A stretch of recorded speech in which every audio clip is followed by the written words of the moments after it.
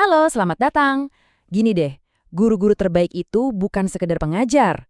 Mereka itu arsitek, serius. Mereka nggak cuma menyampaikan materi, tapi mereka merancang sebuah ekosistem utuh, sebuah ruang, sebuah pengalaman, di mana proses belajar itu bisa benar-benar tumbuh subur. Nah, pernah kepikiran nggak sih, apa rahasianya? Kenapa ya ada kelas yang rasanya begitu dinamis, teratur, asyik gitu, sementara kelas lain rasanya kok kacau? Apa ini cuma untung-untungan aja, atau sebetulnya ada sesuatu yang lebih dari itu? Jawabannya, ini bukan sulap, bukan sihir. Di balik setiap kelas yang hebat, selalu ada rencana yang matang. Selalu ada sebuah desain yang disengaja.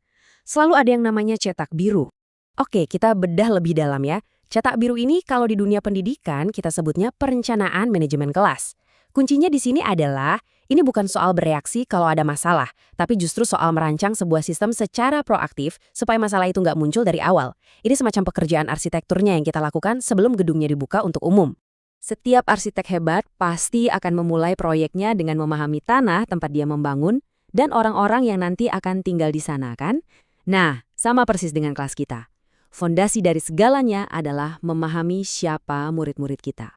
Nah, coba deh perhatikan. Ini bukan sekedar tahu nama mereka. Analisisnya tuh harus detail. Kita perlu tahu usia mereka, latar belakang sosial budayanya gimana, apa aja kebutuhan belajar mereka yang unik, bahkan sampai ke kondisi psikologis mereka. Karena tanpa fondasi yang kuat ini, bangunan sebagus apapun yang kita buat pasti akan goyah.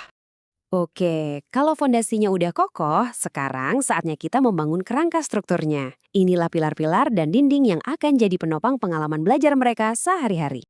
Jadi, kerangka ini punya 3 bagian utama. Pertama, tujuan kita harus jelas banget.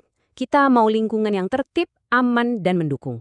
Kedua, dan ini penting banget, aturan dan prosedur itu nggak kita paksakan dari atas. Aturan itu kita kembangkan bersama para siswa.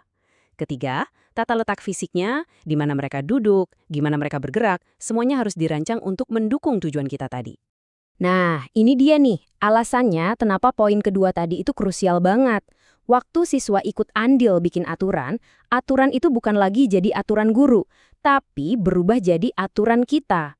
Ini secara otomatis membangun rasa kepemilikan dan tanggung jawab yang, jujur aja, nggak bisa dibeli dengan apapun. Oke, kerangkanya udah berdiri tegak. Tapi kan bangunan itu butuh jiwa, butuh atmosfer kan? Nah, sekarang saatnya kita merancang atmosfer atau karakter dari ruang kelas kita.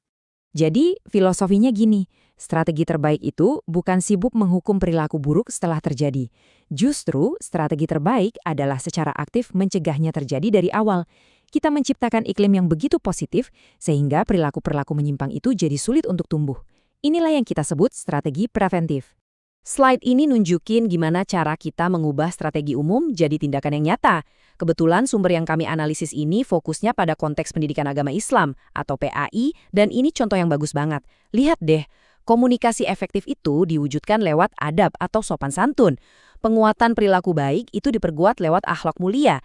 Dan hubungan guru siswa yang positif itu dibangun di atas keadilan dan keteladanan dari gurunya.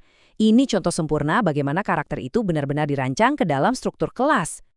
Oke, kita udah lihat semua potongan puzzle-nya secara terpisah, ada fondasi, kerangka, sampai atmosfer. Sekarang yuk kita satukan semuanya jadi satu gambar besar, rencana induknya. Nah, ini dia cetak biru lengkapnya. Coba deh lihat gimana semuanya saling terhubung.